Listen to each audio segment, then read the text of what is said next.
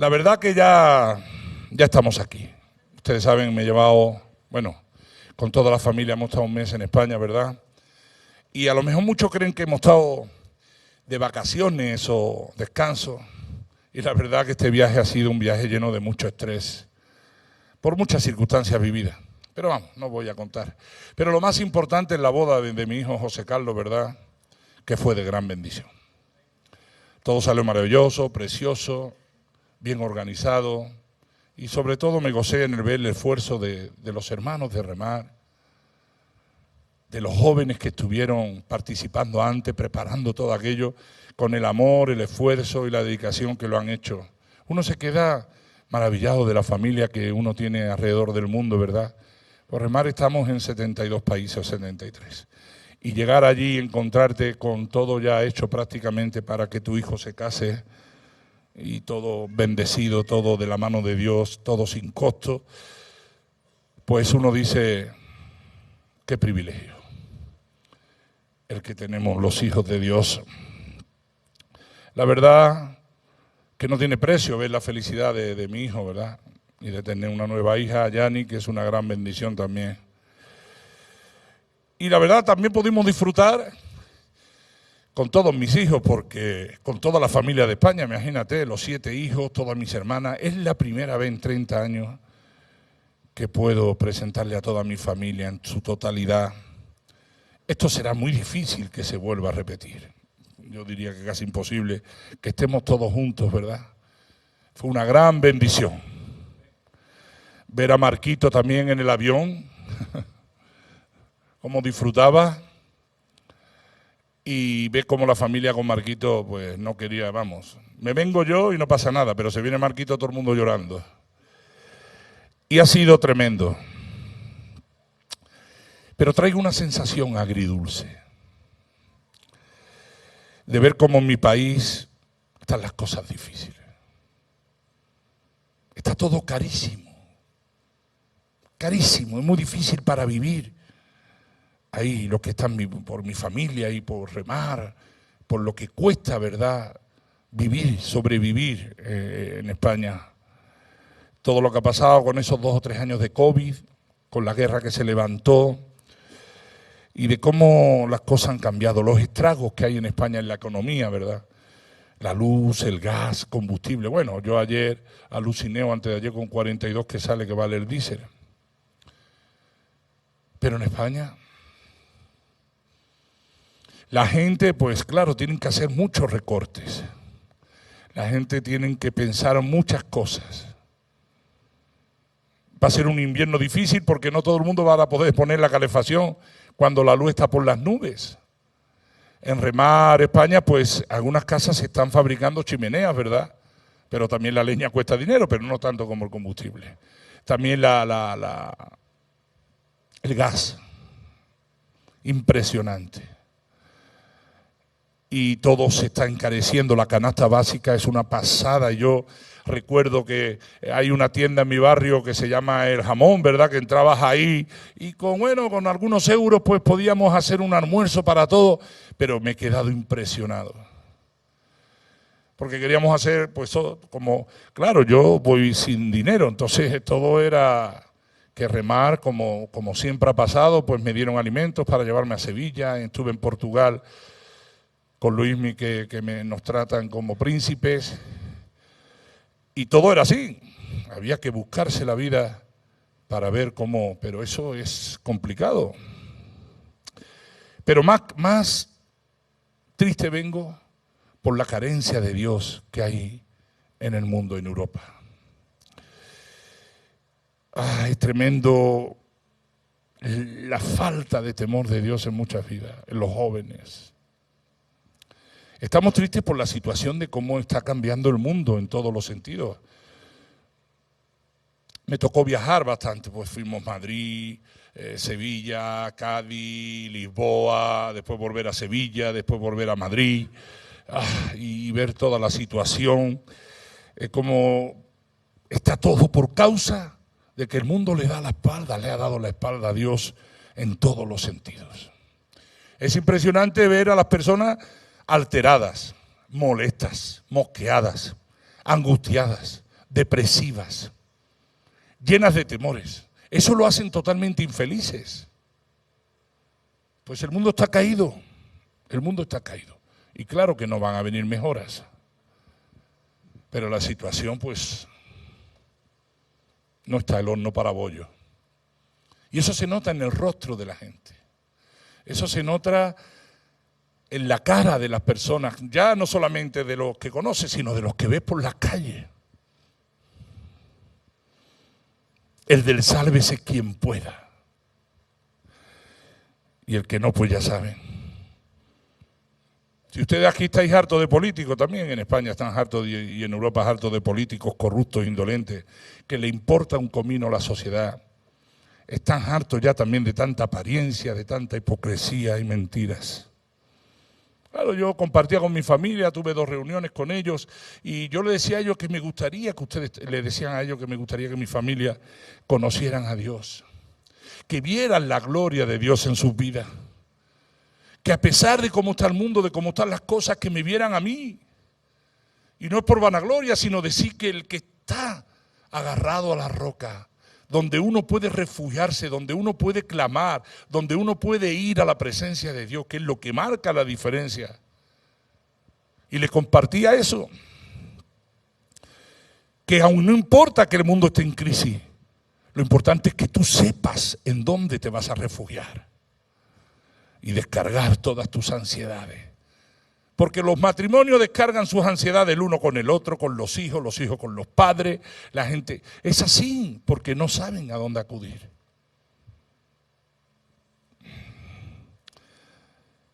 Y es increíble como uno ve esa carencia, ¿verdad? Cuando tomamos el tiempo de mirar a nuestro alrededor, como lo que me ha sucedido, que, oye, es decir, te mantienes informado de todo lo que sucede a diario. Oye, no es difícil, claro que no es difícil llegar a la conclusión de lo que este mundo más necesita es un despertar de Dios. Lo que este mundo necesita es un avivamiento. En otras palabras, el mundo necesita desesperadamente un avivamiento de la palabra de Dios que se derrame sobre ellos y que la humanidad reconozca y que se vuelva a su creador. Pero la realidad del caso, que claro, que el despertar que el mundo necesita tan desesperadamente nunca sucederá si antes no sucede en la iglesia.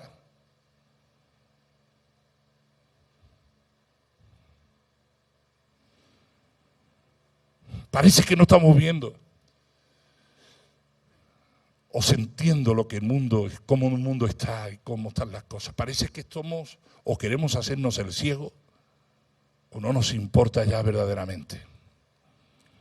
Y yo quiero hacer una aclaración porque me van a malinterpretar. Cuando me refiero a la iglesia, yo no me estoy refiriendo a una congregación en particular. Me estoy refiriendo al pueblo de Dios en su totalidad. Ojalá este mensaje lo puedan escuchar muchas iglesias. Así que no quiero que nadie me malinterprete. Pero sí deseo, yo deseo que en mi iglesia aquí, en Remar, que todos lleguen a un despertar. ¿Por qué digo eso? Digo esto porque la iglesia ha sido agredida fuertemente y en ocasiones invadida y ocupada por los poderes de las tinieblas. Y esto ha producido un concepto erróneo acerca precisamente de lo que la gente piensa el verdadero significado de lo que es el avivamiento. Y lo digo porque cuando tomamos un grupo de personas creyentes y le preguntamos precisamente el significado del avivamiento, la mayoría de las personas pues responden que es algo que se aplica al mundo y no necesariamente a la iglesia. Pero si piensas de esta manera, pues debo informarte que estás pero que muy mal. Vas por mal camino. Con esto no quiero decir que el mundo no vea o no reconozca, claro que tiene que hacerlo, claro que el mundo se tiene que volver a Dios, eso está claro. Pero el avivamiento nunca llegará sin que antes se haya producido en la iglesia. Yo creo en el poder de Dios de la palabra, yo creo en la palabra. Pero aquí se predica y salen, yo veo muchos resultados. Por ejemplo, estoy aquí en la alabanza y veo que personas están aquí por estar. y se piensan que están bien por venir. Y están tan equivocados. Si tú no tienes una relación personal con Dios, si tú no te gozas en la alabanza, si tú no recibes la palabra dicha, estás perdiendo tu tiempo. Y de una manera idiota, porque venir aquí y sentarme 2 horas,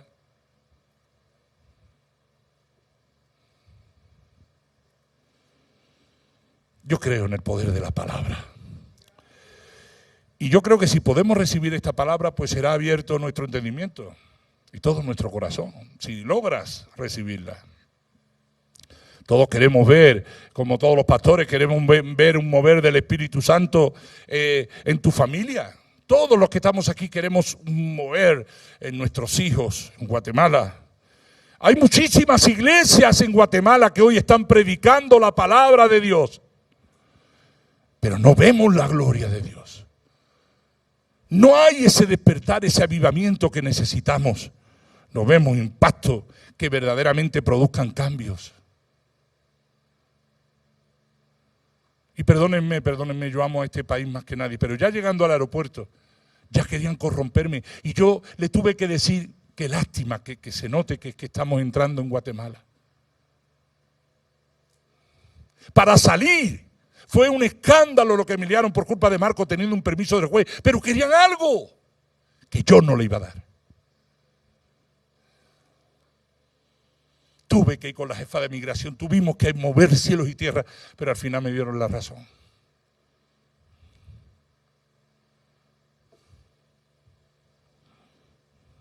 ¿Qué cambios se ven? ¿Qué impacto tenemos en Guatemala? Cuando la corrupción está en el aeropuerto, en migración, en todos los organismos judiciales, gubernamentales. Es evidente, no se puede discutir, que Guatemala no está bien. Cada vez se está poniendo peor, más corrupción y sobre todo más pobreza, más marginación, más maldad. Estaba escuchando ayer lo del narcotráfico que agarraron. Yo qué sé, todo es aumentativo. Claro, y todos estamos luchando por ver almas entregadas a Jesucristo, cambio genuino. Y no en apariencia. Y vemos cómo las personas entran y salen de la iglesia y del ministerio. Personas que según lo que pueden escuchar o lo que quieren escuchar están o no están. Personas que están o se van del ministerio porque no quieren crucificar su carne. Porque no quieren morir al mundo. Los deseos de trabajar y ganar dinero para no sé qué, porque en definitiva todo lo emplea en sufrimiento y en dolores. Pero te hablo de obreros que están pensando en irse porque no están dispuestos a sacrificar, no están dispuestos a morir a sí mismos, no están dispuestos a matar su carne para servir a Dios.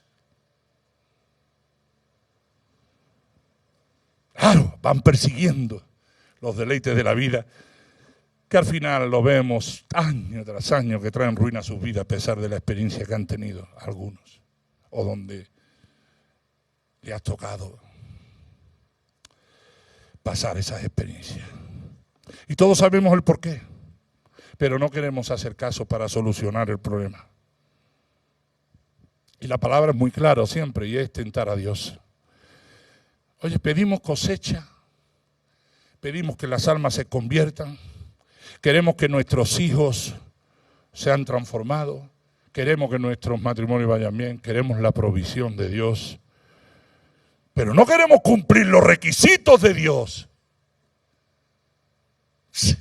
Es que no entiendo a muchos los requisitos que Dios ha puesto. Lo queremos pasar por lo alto y lo queremos hacer a nuestra manera. Hay requisitos que se tienen que dar para que haya un avivamiento en Guatemala. Hay un requisito, como le decía a los hermanos en España, hay requisitos que tenemos que cumplir para que haya un avivamiento en España y en todo el mundo. Ahora, claro, preguntémonos, ¿qué es un avivamiento? Un avivamiento para mí es acción y efecto de avivar o de avivarse. No quedarse ahí indolente, como si nada pasara a tu alrededor y venir aquí cumplir con unos requisitos religiosos. No, es accionar, poner la palabra nación y avivarte. En otras palabras, cobrar ánimo, vigor, ser enérgico en nuestra fe. Veo tanto desánimo, tanta apatía, tanta rutina. Para mañana empieza para muchos la rutina de la semana, pero no hay más. No hay gozo, no hay ilusión, no hay esperanza, no hay motivación. Y lo digo también a los de remar. Pues mañana me toca hacer esto, venga, boom, pim, va. Pero no hay. No disfrutan de Dios. Guatemala, España necesita encontrar ánimo, el tener motivaciones en sus vidas que le hagan salir del letargo, que le hagan salir de la amargura en la que están. Yo veo que hay gente que necesita fuego, fuego en sus corazones. Y no ira, resentimiento, ansiedades, temores, miedo, falta de perdón y tantos rollos que llevan ahí colgando. Y lo van arrastrando año tras año. Claro, la gloria de Dios no se ve. Lo que se ven son más problemas. ¿Y quién lleva las riendas de todo esto? Las lleva el diablo. Pero ¿sabes? Dios le permite. Pero si Dios es el que permite, él podía estar llevando la rienda. Pero dice, ¿para qué le voy a dar lugar al enemigo? Porque esta gente no reaccionan. Qué fácil sería que Dios nos lo diera todo en bandeja. Y que ni siquiera tuviéramos nosotros el mínimo esfuerzo por cambiar. Ahora más que nunca, yo lo digo con todo mi corazón, es cuando tenemos que anhelar ver la gloria de Dios. Yo anhelo y deseo ver la gloria de Dios derramándose en mi país, derramándose en Guatemala, derramándose en muchas cosas. Es ahora o no es nunca, porque si no reaccionamos ante lo que estamos viviendo, entonces, ¿cuándo lo vamos a hacer? Y hay muchos obstáculos, hay muchas barreras, impedimentos para que Dios pueda hacer algo. ¿Qué hace Dios? Detiene la mano de Dios para quitar tantos escombros y las piedras formadas por los tropiezos, por las ofensas, por malos entendidos, por heridas emocionales, formadas por falsas doctrinas religiosas. Y la responsabilidad del evangelismo y del hacer de este país cae sobre su pueblo.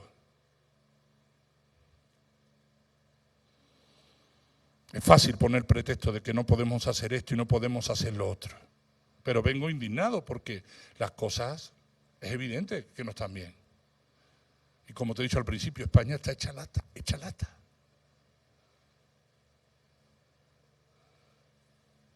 Tengo a mi hermana ahí viviendo en un piso cobrando una ayuda que el gobierno da. Siendo cocinera profesional y tal, pero como están las cosas. El paro, hemos llegado en España a 3 millones de parados. 3 millones de parados. Eso es una barbaridad, ¿eh? Y claro, yo, como digo, me dice Guatemala, bueno, Guatemala siempre ha estado en crisis, yo llevo 30 años viviendo en crisis aquí, pero España, de estar aquí a verse abajo, es una pasada, porque corrupción, vete a España, vas a ver la corrupción también. Vete a Francia, vete a estos países, corrupción descarada. Y poner pretexto. Ahora, ¿qué pretexto le daremos a Dios cuando nos encontremos con Él cara a cara? Yo pregunto, ¿que no tuviste tiempo?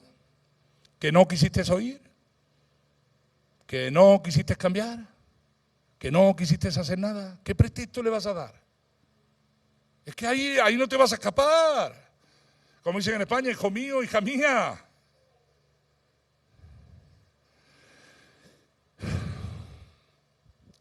Tenemos que salir de nuestra comodidad.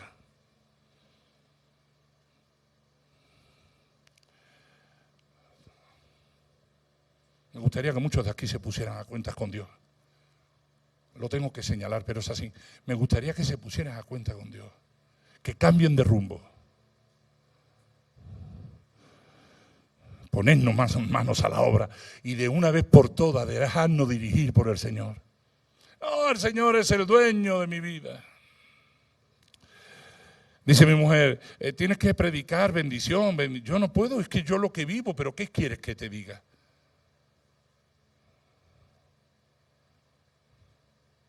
Cuando llevo una responsabilidad tan grande de sacar tantas vidas adelante y a veces te ves,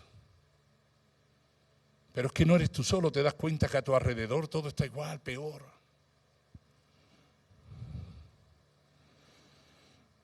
Necesitamos un avivamiento cuando no amamos a Dios como le amábamos antes, le decía yo a un pastor. No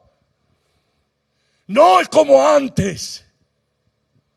Necesitamos un avivamiento cuando nuestros intereses terrenales son más importantes para nosotros que las cosas espirituales. Necesitamos un avivamiento cuando preferimos eso, un clásico como el de hoy, o hacer otras cosas, o leer libros, menos la palabra de Dios. Necesitamos un avivamiento cuando no tenemos deseo de orar.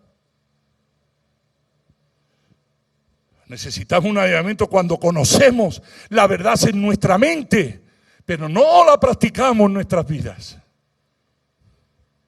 Necesitamos un avivamiento cuando hacemos muy poco esfuerzo para testificar a los perdidos y ayudar a los necesitados. Cuando tenemos tiempo para todo lo demás, menos para estudiar la Biblia. Cuando no nos conmovemos delante de la palabra de Dios. Necesitamos un avivamiento cuando los creyentes están enemistados. Broncas entre la gente y no sé qué. Y no sienten deseo de reconciliarse. Cuando los esposos y las esposas no oran juntos. Hay muchos matrimonios en Remar que no lo hacen. Cuando nuestros matrimonios solo coexisten en lugar de estar llenos del amor de Cristo. Necesitamos un avivamiento cuando muchos hijos están creciendo moldeados por el mundo delante de nuestra vista y paciencia, y que muchos no quieren saber nada de Dios. Cuando nos preocupamos más por las necesidades o por la educación intelectual de nuestros hijos que en la situación de sus almas. Queremos que sean profesionales antes que hijos de Dios.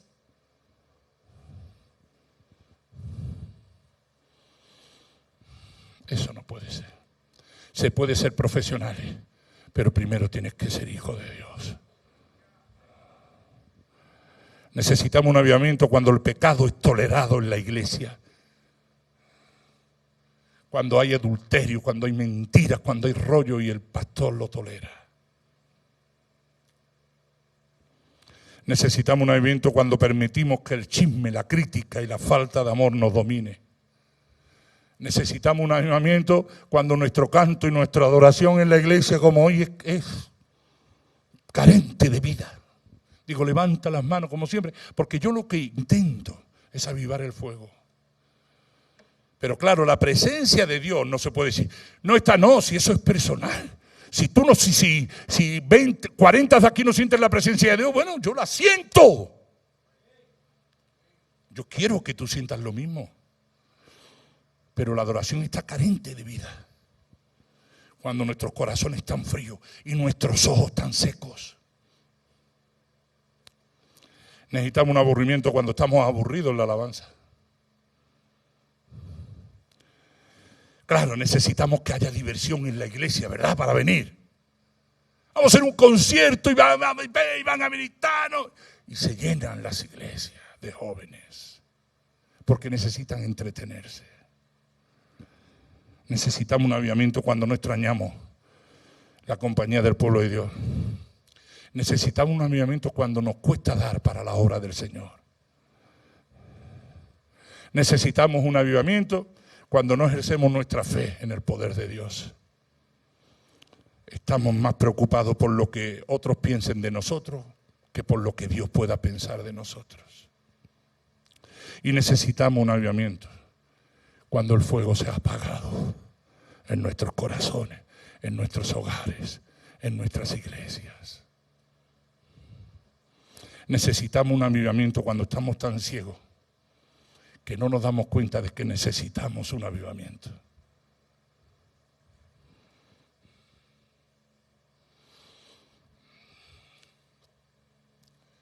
Lo he notado en mi país descaradamente. Hay una frialdad. A Dios le han dado la espalda como nunca he visto yo antes. Pero es que, ¿qué hablamos de aquí también? Es evidente que estamos en una gran necesidad. Y la proporción en cuanto a la necesidad del avivamiento parece ser igual a la existencia en los días del profeta Samuel. Cuando faltaba la presencia de Dios, cuando la gente no oraba, cuando la gente no buscaba al Señor. Lo vamos a leer en 1 Samuel 7, del 1 al 6. Vinieron de los que iría a Jearín y llevaron el arca de Jehová, la pusieron en casa de Abinadab, situada en el collado, y santificaron a Eleazar su hijo para que guardase el arca de Jehová. Desde el día que llegó el arca a Kiriat-Jearim pasaron muchos días, 20 años, y toda la casa de Israel lamentaba en pos de Jehová. Habló Samuel a toda la casa de Israel diciendo: si de todo vuestro corazón os volvéis a Jehová, quitad los dioses ajenos y Astarot de entre vosotros y preparad vuestro corazón a Jehová, y solo a él servid, y os librará de la mano de los filisteos. Entonces los hijos de Israel quitaron a los Baales y a Astarot y sirvieron solo a Jehová. Y Samuel dijo: reuní a todo Israel en Mizpa, y yo oraré para vosotros en Jehová, a Jehová. Y se reunieron en Mizpa y sacaron agua y la derramaron delante de Jehová, y ayunaron aquel día y dijeron allí: contra Jehová hemos pecado. Y juzgó Samuel a los hijos de Israel en Mizpa. Fue Samuel quien trajo el avivamiento, la luz del avivamiento a la nación de Israel durante esos oscuros días, como los que estamos viviendo hoy. Días en los cuales, de los jueces, en los cuales cada uno hacía lo que le pareciera o lo que le diera la gana, sin tener que rendir cuentas a nadie ni nada.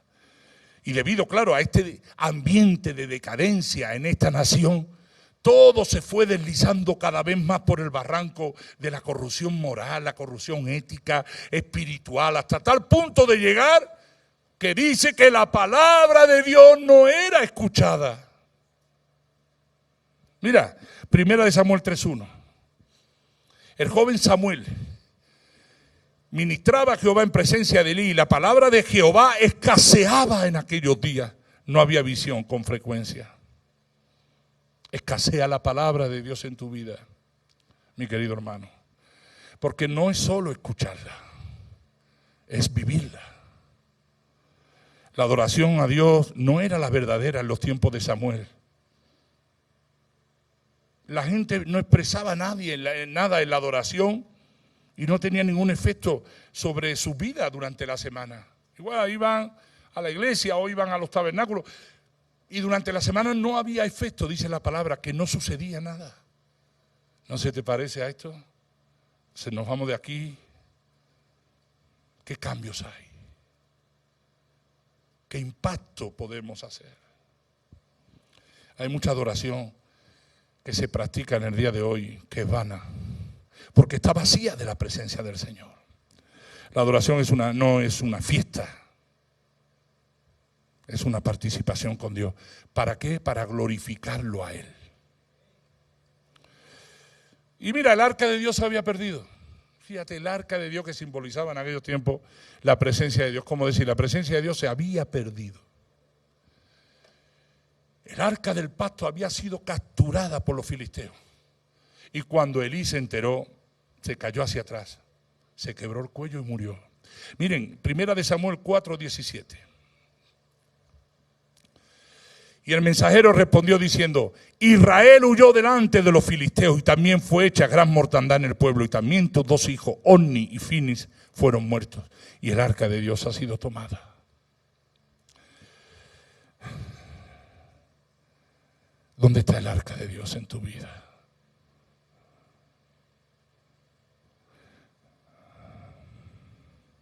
¿Qué es lo que te roba la presencia de Dios?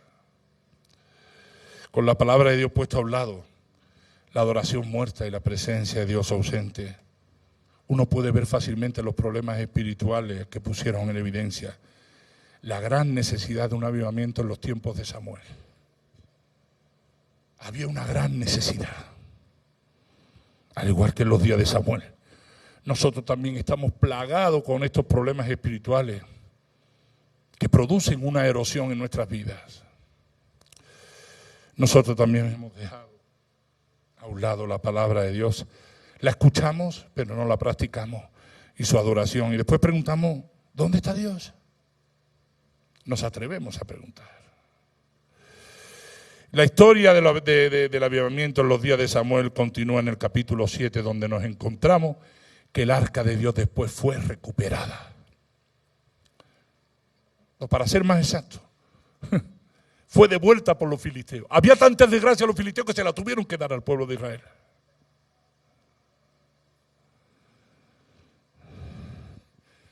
Primeramente, estuvo en un lugar llamado Ben-Shemé, donde 50.000 personas, te hablo cuando estuvo en las manos de los filisteos, murieron por mirar el arca del pacto. De Ben-Shemé el arca fue llevada a Kiriat Jearim, donde permaneció por 20 años. No solo que el arca se quedó ahí por 20 años, sino que el pueblo lo estuvo lamentando por todos esos 20 años. Dice la palabra que toda la casa de Israel lamentaba en pos de Jehová. La gente se estaba lamentando porque sobre todo no estaban dispuestos a moverse, no estaban dispuestos a hacer nada. Y dejaron que el arca estuviera ahí tantos años. No podemos quedarnos igual, no podemos quedarnos sin reaccionar ante tanta evidencia de decadencia espiritual, encima en un mundo que está totalmente caído. En Europa están asustados, aquí no se nota mucho, pero porque el Putin ahora está amenazando. Está amenazando con bombas nucleares. Por si eso sucede, ya me dirás tú a mí. Entonces ya uno puede decir, bueno, hasta aquí llegamos. Que Dios lo permita, bueno, pues ahí está. Si no reaccionamos, nosotros no deberíamos de estar esperando a que esto suceda. ¿Cómo estás hoy? ¿Tú cómo piensas, cómo te sientes que estás internamente? En tu interior, ¿cómo piensas que estás? No, tú mírate a ti mismo y dices, ¿cómo estoy yo?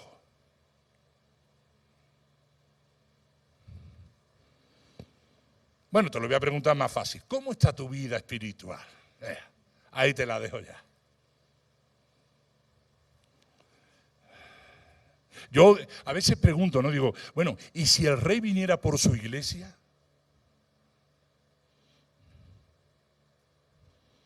¿Tú serías parte de ella?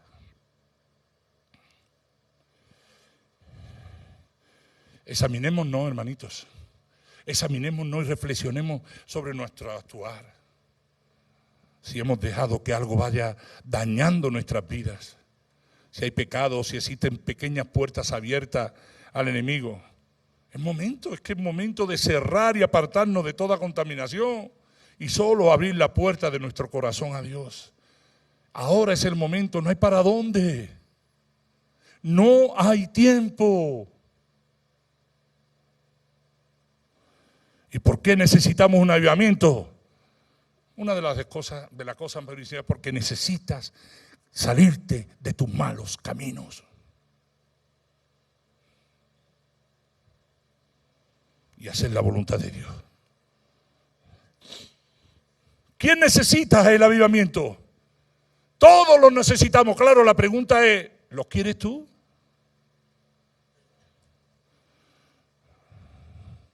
Hay una temporada oscura en el mundo, como en los tiempos de Samuel. Hay una temporada oscura, ya sea a nivel mundial o individual. Estás al borde. Tenemos que ser parte del avivamiento. Porque ¿sabes lo que quiero decirte? ¿Cuántos de los que están aquí, levanten su mano, han aceptado al Señor como dueño, Señor y Salvador de su vida? ¿Sabes lo que te voy a decir? Entonces, tú eres luz. Y si eres luz, estás para alumbrar en la oscuridad. No escondes la luz debajo de tu mesita de noche o debajo de la cama. No, es para ponerla en alto y que puedas ver. Y que los demás puedan ver tu luz.